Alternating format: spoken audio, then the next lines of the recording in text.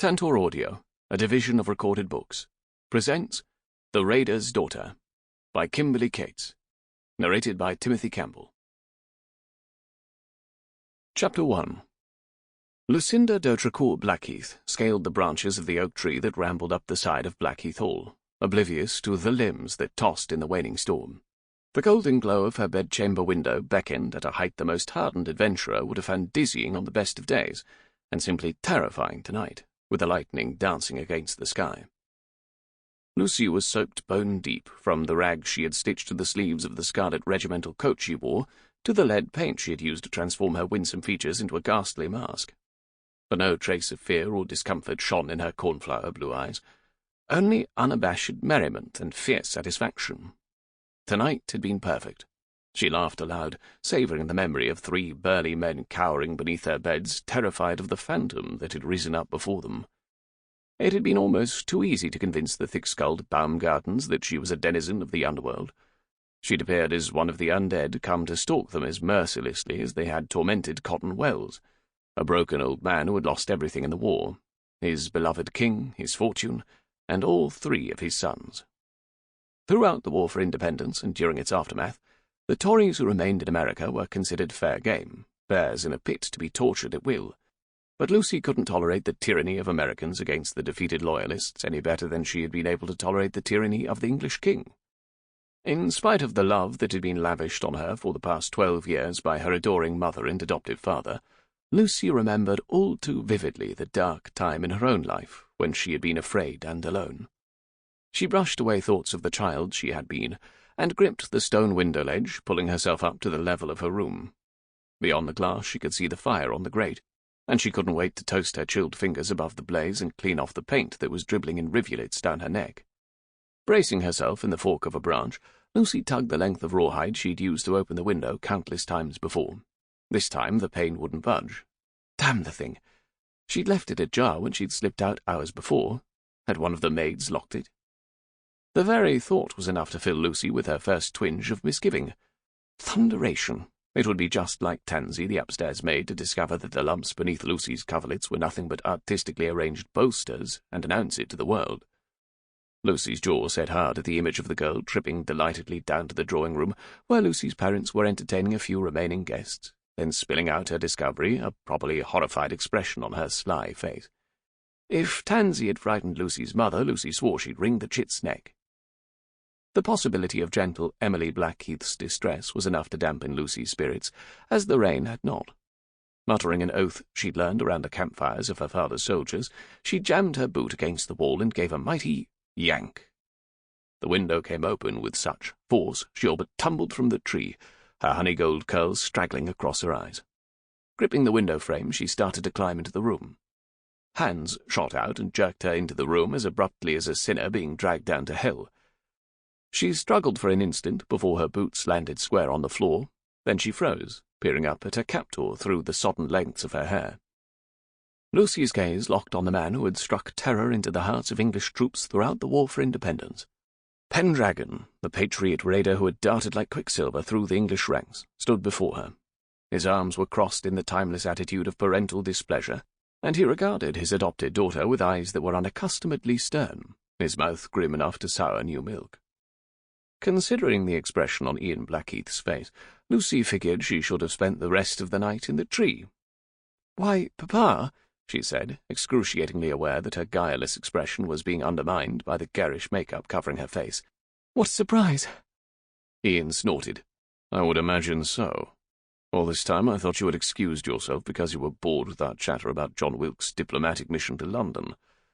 But no, you just slipped off to run wild through the night. Most fathers of 20-year-old girls would question their daughters about lovers and trysts and elopements in such a case. But I suppose I can hardly hope you've been out trying to captivate some young buck." "No, Papa. I've been out hunting." Ian sighed. "Terrorizing the neighbourhood again?" "It was very selective hunting this time, I promise. Those fish-headed Baumgarten bastards had been tormenting Cotton Wells for weeks, so I dressed up as one of his dead sons and told them I didn't appreciate their treatment of my father." She could see the corner of Ian's mouth twitch, but he lowered his brows even more ominously to compensate. "Lucy, you must stop flinging out the word bastard as if it is no more potent than by your leave. A young lady—" Lucy sashayed to the washstand and wrapped her hair in a towel. "A young lady is supposed to mince about, hiding behind her fan and fainting at the first sign of danger. But every time I faint I bruise my tender places, and bastard is a deliciously chewy sort of word, quite perfect, in fact, when I'm in a temper." She dampened the corner of another cloth and went to work scrubbing away her makeup. "I'm very sorry, Papa. I know what a horrible disappointment I am to you."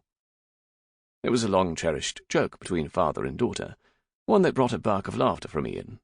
He crossed the room with a limp caused by a British musket ball still lodged in his right hip, his personal barometer for foretelling tempests of two kinds, he always claimed, vagaries in the weather and those in his eldest daughter's formidable temper. "Impertinent baggage," he said, taking the towel from her fingers and tipping her face up to the firelight, the way he had when she was small. He began dabbing at her cheek. "I thought we'd come to an agreement regarding these late-night adventures you are so fond of. Your mamma worries dreadfully." "You didn't tell her?" Lucy demanded, alarmed. The fierce protectiveness both Lucy and Ian felt toward the woman who had made them a family was yet another trait they shared. "No, I didn't tell her. Though if I had an ounce of sense, I'd drag you down to the drawing-room by the scruff of your neck right now and show her what mischief you've been up to tonight. Unfortunately, that would be a trifle awkward at the moment, with John and Clary Wilkes still lingering about, singing the praises of my so charming, so talented daughter. I wonder what they would say if I told them about the more unconventional talents you possess, in addition to your magnificence on the pianoforte." Ian grimaced and paced to the window, closing it against the rain. He peered toward the dark tangle of branches beyond the pane. "Your mother has begged me for years to saw off that damnable branch in an effort to keep you tucked up safe inside your room. The only reason I don't is because I know it wouldn't put a hitch in your escapades. You would just make some sort of ladder out of sheets and break your neck trying to climb down another way." "What can you expect from the raider's daughter?" Lucy asked, with a toss of her head. "You know what Vicar Dobbins always sermonizes. The sins of the fathers will be visited on the sons. What's bred in the bones will come out in the blood."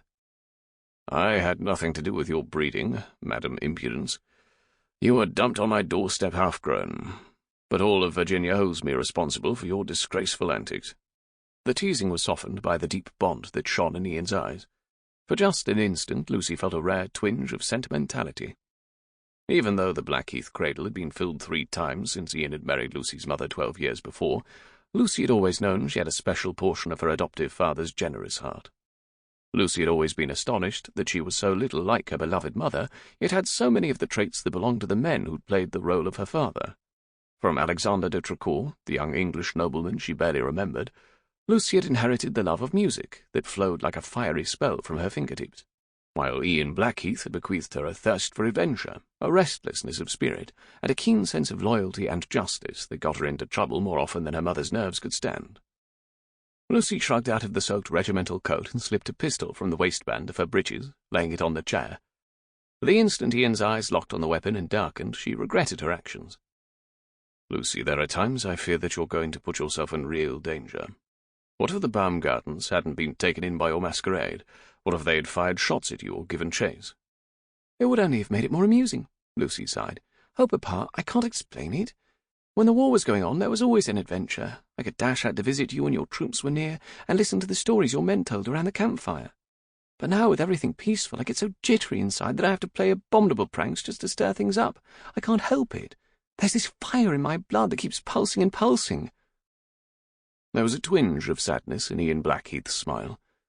"Maybe if you paid more attention to the bows that hover around you like a honeypot, you would find the source of that fire." "I'd find nothing but trouble," Lucy scoffed. "The love you and Mamma share is wonderful, and maybe when I'm old and grey and doddering about, I'd like it too, but the moment a woman slips a wedding ring on her finger, her life becomes so boring. I can hardly imagine some ox-brained husband letting me play ghost or ride in a storm. And besides, every stupid boy I know runs around puffing up with pride as if they are so much stronger and smarter than me, when they're really absolute blockheads.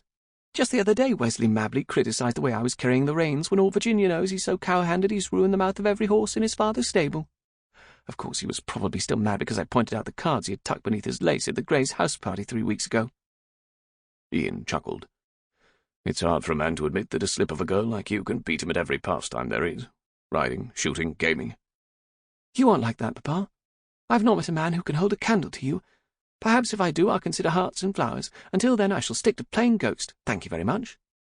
Now, If you're finished lecturing, you can kiss me on the cheek and carry yourself off to Mamma. I know you can't bear to spend 10 minutes away from her when she's in a family way. Actually, I came to your chamber for a purpose, other than helping you climb through the window, my dear. Tony Gray stopped by. He's been to Williamsburg on some goose chase for his own brood of daughters, and he discovered this package waiting to be delivered to you. A mysterious package, I might add. I tried to peek inside it myself, but your mother rapped my knuckles with her fan and sent me to carry it upstairs. For the first time, Lucy noticed the parcel sitting on the pie-crust table. Pleasure set her a tingle. It's from England, Papa. Mamma ordered the music I wanted, and it's finally come. Lucy raced over and tore open the wrappings as enthusiastically as a child. She hesitated, confused, when she discovered no music, but rather a sealed letter tucked atop a jumble of strange objects, the message penned in an unfamiliar hand. A sliver of unease pierced Lucy's excitement. Prodded by some instinct she didn't understand, she turned away from the perceptive gaze of her father and held the missive to the light. The package had been addressed to Miss Lucinda Blackheath, but the name inscribed on the outside of this letter was Jenny. Lucy stared at the name as if it were a ghost from another world. Maybe it was. Jenny d'Hautrecourt. The name Lucy had been christened with in far-off England, by the father she remembered only through the hauntingly lovely music he had left behind. The name she had forgotten during the 5 years she had been cruelly separated from her mother. A rebellious waif known as Lucy Dubonnet had been left in Jenny d'Hautrecourt's place, a child lost in anger and darkness that the love of Ian and Emily had healed. Lucy's hand trembled. "Lucy, is there something amiss?" Her father's voice jerked Lucy back to the present with a force that made her heart stumble. For a moment she was tempted to hand the letter to her father, but the worried expression on his features stopped her. In spite of 12 years of happiness, Lucy knew her parents still mourned what had happened to her as a child, and that both, in their own way, blamed themselves for some portion of her pain. Lucy stuffed the note back in the box and forced her face into an expression of displeasure. No wonder we trounced the English in the war. They can't even get a simple order for music right. There was a mistake. Ian moved to peer into the box, but Lucy swept it out of the way. This music will do well enough, I suppose. It's just that there was a particular piece I was looking forward to, and it's not here. You won't tell Mamma, will you? I don't want her to think the surprise was spoiled. Of course I won't tell her. Ian moved to cup Lucy's chin in his hand. But I am sorry you're disappointed, Angel. Why don't you mop yourself and come downstairs again? John has spent half the night chuckling over your opinion of the king, and Clary is so delighted with your company that I think she would tuck you in her pocket and carry you away with her if she could. As much as they adore children, it's a pity that the Wilkses cannot have their own brood." Ian stopped and cleared his throat. Lucy knew it was a gruff attempt to change the subject from something so indelicate as the wound that had cost John Wilkes his ability to have a family. "They'll be gone for several years, you know," Ian said. "You'll probably be terrorizing your own husband and have a nursery full of babes by the time they return." There was a certain sadness in her father's eyes, along with resignation. Not me, Papa. You're going to be saddled with me forever. I'm going to be the mad spinster of Blackheath Hall, and set the whole parish on its ear with the scandals I stir up. Lucy attempted to tease, but her heart wasn't in it. It was as if the box in the corner were a living thing, lying in wait for her. Ian kissed her on the cheek. "You're far too much like me to escape that easily, my child. I predict that you'll careen into love the way I did, like a runaway carriage hurtling over the edge of a cliff. Before you know what's happening, it'll be too late to stop it." Lucy chuckled in spite of herself. I'm sure Mamma will love to hear that description. I was there when the two of you met, if you remember, sir, and I was old enough to see that you were on the path straight to hell before you fell in love with her. She was the one who turned you back from the edge just in time. She did it that, bless my poor beleaguered angel. Now I'd best get back to her. I wouldn't want her lifting anything heavy. Like a teacup? Ian looked a little sheepish. Lucy went to him and laid a hand on her father's arm. Mamma will be fine, Papa. She'll go through hours of agony, then look like an angel when she lays a beautiful babe in your arms. She'll be beaming and bonny, and you'll spend 3 weeks recovering, as if you were the one who had gone through childbirth. I just wish that I could help her through it. It's not easy, this being a woman. Those eyes that could be so bright and teasing and tender were more than a little sad. He kissed her on the forehead. "I love you, Moppet." "I love you too, Papa, so much." He chucked her under the chin, then turned and walked out the door. Lucy hesitated until she heard the uneven tread of his boot soles on the stairs. Then she hurried to the box. Collapsing before the fire, she picked up the sealed letter. The skin on her arms crawled as she stared once again at the inscription. Lucy shuddered, hastily shoving the vellum aside. Her young sisters feared monsters hiding beneath the staircase or underneath their beds. Lucy's childhood monsters had been terrifyingly real. It had always chilled her blood, the knowledge that in England there was a grave with her christened name inscribed on the headstone, a tomb with a tiny empty coffin buried beneath the earth. Jenny d'Autrecourt's false death had been orchestrated with sinister perfection. For 5 years, Emily d'Autrecourt had grieved for her 3-year-old daughter, believing the fever that had taken her young husband had also stolen her child. For 5 years, Lucy had been neglected and frightened and alone.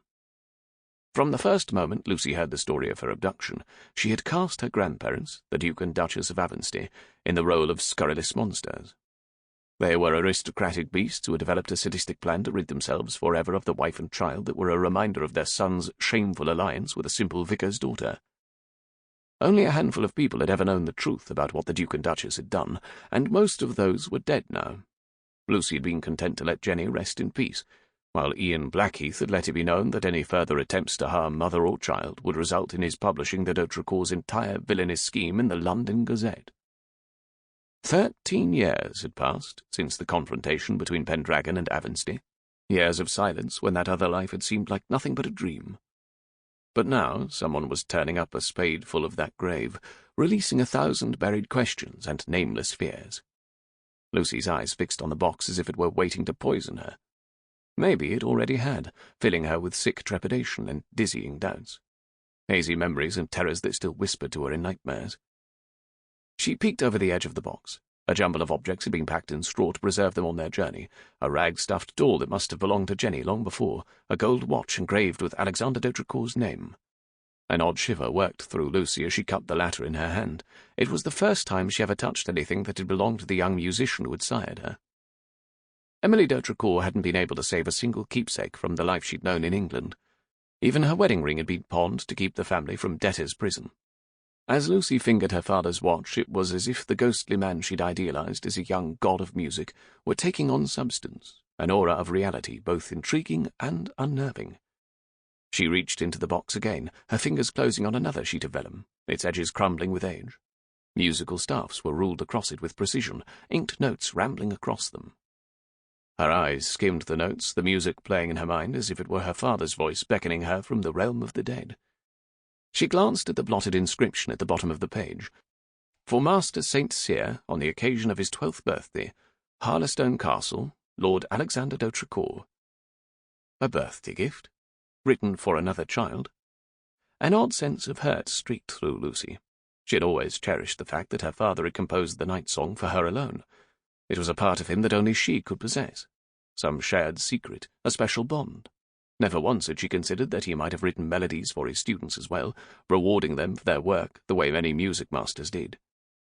It shouldn't have bothered her so much, but as Lucy set the pages aside, she realized that it did.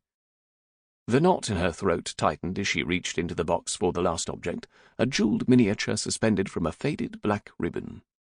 Lucy took the case gingerly in her hand. A folded scrap of vellum had been slipped between the gold frame and the porcelain. Lucy tugged the bit of paper free and let it fall to her lap. Then she held the miniature to the fire, eyeing the image of her birth father with an inner hunger that astonished her. Light danced across the features of a youth who looked 17. He was dressed in stiff aristocratic splendor, but his face was that of a poet, framed in an aura of soft gold hair. His lips curved in an uncertain smile that was far too sensitive for the harsh reality of the world, but his eyes brimmed with dreams, dreams that had been woven in the music he had written, dreams he had passed to his daughter, along with the blue of his eyes and the gold of his hair. Lucy stared into those features, trying desperately to conjure up her own memories of the man, but there was only the music, a silken web of mystery magic that spoke to her heart in a language far more eloquent than words.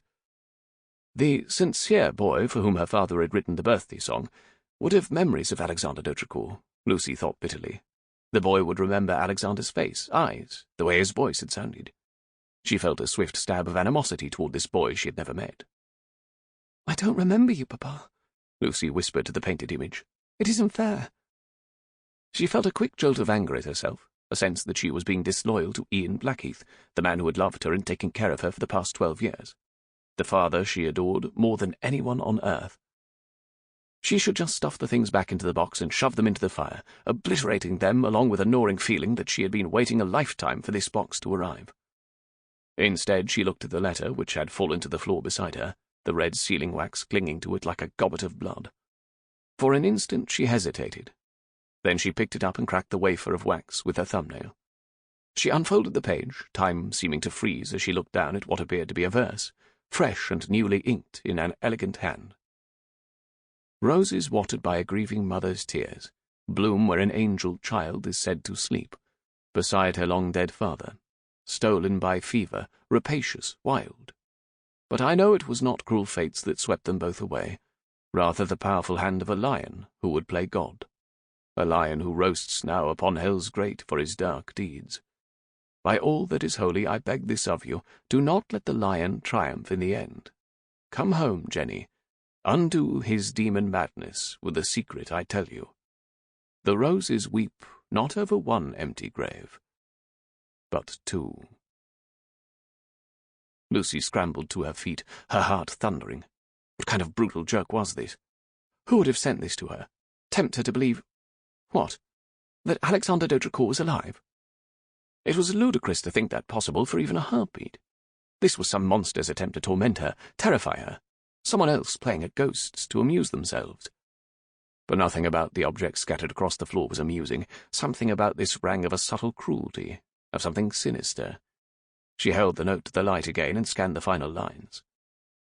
Jenny, I will await our reunion at Perdition's Gate, Fleet Street. I regret bringing you to such a place, but circumstances are such that it is unavoidable. I shall be in the third room on the second floor every Thursday evening for the next 3 months only. Be swift, my beloved daughter. Your obedient daughter. My God. This person expected her to believe that he was her father. Expected her to race across the ocean to meet him at a place called Perdition's Gate. She would have to be insane. It was far more likely that the person who'd sent her the box was some miscreant who wanted to extort money from the wealthy Ian Blackheath, a cutthroat who intended to kidnap her or worse.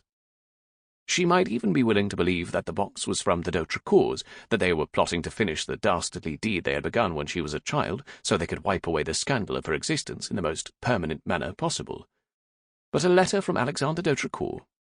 No, she could not believe that it was so. Lucy grabbed up a petticoat, dragging it on with trembling fingers, her chin bumped up a notch. If some maniac thought they could terrorize the Blackheaths, they were dead wrong. She'd tell her father, and that would be the end of this scheme. Pendragon and his daughter would make whoever was responsible for this sorry they had ever been born. Half an hour later, dressed and determined, she marched into the drawing-room. She fully intended to demand a private interview with her father, but as the door opened, Lucy's heart wrenched, her fingers folding tight over the disturbing letter. Emily Rose d'Audricourt Blackheath was sitting in a wing-backed chair, her mahogany tresses glistening in the candle-shine, her face radiant as she smiled up at her husband. 5-year-old Nora had obviously escaped nurse again and was curled up asleep on what little remained of Emily's lap, while the legendary Raider Pendragon stroked his tiny daughter's cheek as if she were an angel fallen straight down from heaven. Emily caught sight of Lucy hovering at the doorway and gave her daughter a beatific smile. "So there is the guilty party," she said. "You are in very deep trouble, Lucy, love." Lucy stuffed the hand that held the note behind her back, alarmed. "Guilty? Nora told us that you taught her how to sneak out of the nursery. She was to hide like a wee little mouse in the shadows until Mrs. Gamp slipped out to gossip with Tansy. Then all Nora had to do was scurry down the back stairs." Lucy flushed, relief surging through her. "Nora's bright as a new button. She would have figured it out for herself soon enough." Ian chuckled. "Especially since you told her there were sweet cakeys down here on a tray." Lucy stared down at her tiny sister, who was blissfully unaware that there were more frightening monsters than the imaginary ones that lurked beneath the bed, and truths that were far more bitter than nurse's tonics. The letter seemed to cut Lucy's fingers, burn them with the secrets that it held. She trembled, suddenly stricken by what it would mean to her sister and to her parents if there were any truth at all in the message from England. If Alexander d'Audricourt were alive, it would shatter 12 years of laughter and love, invalidate the marriage of Emily and Ian. It would brand the little ones in the Blackheath nursery with the label of bastard. Lucy reeled at the implications. Hadn't her mother endured enough pain? Hadn't Ian Blackheath sacrificed enough? How could she tell them? Her mother was blossoming with yet another child, while her father was half crazed with worry over her. What could the dread raider Pendragon do? Sail to England, find whoever was behind this twisted jest, and make certain they could never hurt those he loved? What if what the letter claimed were true? The thought of Ian Blackheath and Alexander d'Autrecourt confronting each other was so ghastly it made Lucy's stomach churn. She couldn't risk that happening, no matter how unlikely it was that her birth father was alive. Pendragon could never be told, could never confront whoever was responsible for this. But the raider's daughter could. The idea struck her with the force of a lightning bolt. She could go to England and take care of this matter, and no one else would ever have to know. No one else would have to be savaged by these terrible doubts. This was insane. It would be a mad goose chase, with nothing to guide her but a musical score dedicated to some total stranger, and a clandestine meeting at an establishment whose name already whispered of hell. But what other choice did she have? Lucy's fingers tightened, crumpling the note. She surreptitiously stuffed it beneath the lace at her wrist. When she turned to face the others in the room, Lucy's eyes had that determined gleam her parents had learned to regard with a healthy dose of dread.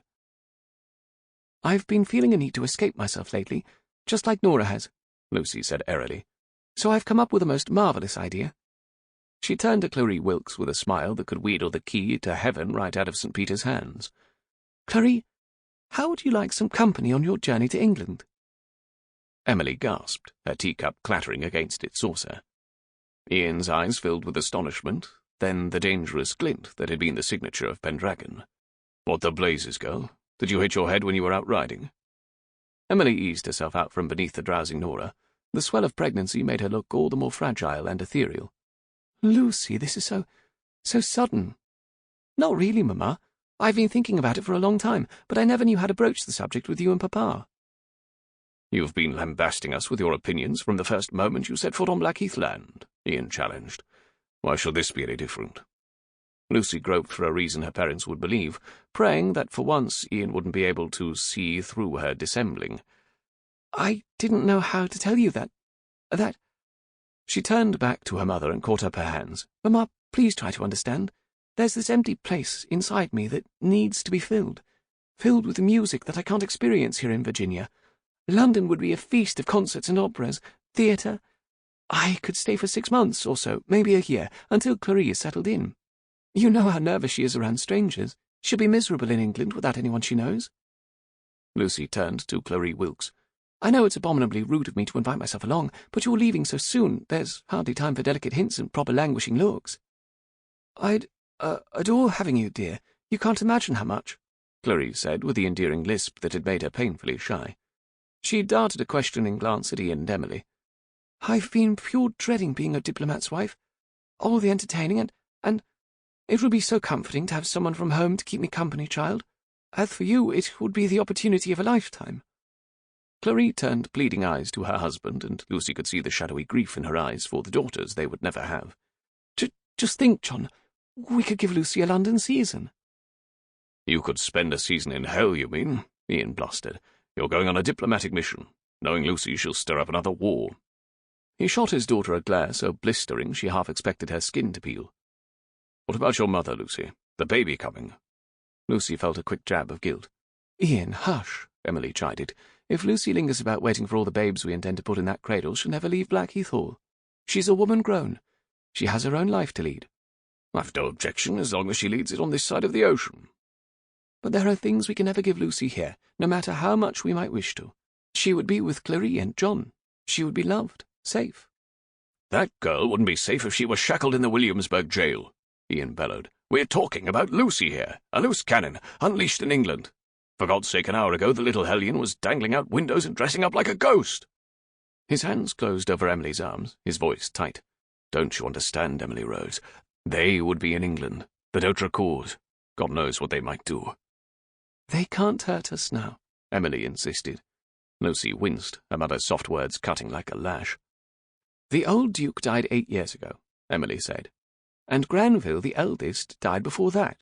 Alexander's brother Edward holds the dukedom now. Edward would never hurt her. He adored Alexander. As for the rest of the d'Autrecourts, they won't even acknowledge she's alive." "How could they?" Ian demanded. "They have their tidy little grave tucked up in the family crypt and their tragic story about how she died." It might prove a trifle awkward if their long-dead granddaughter popped up in the middle of a London soiree. The d'Hautrecourts have more reason to hide the truth than anyone. Besides, Lucy would be the guest. Sample complete. Ready to continue?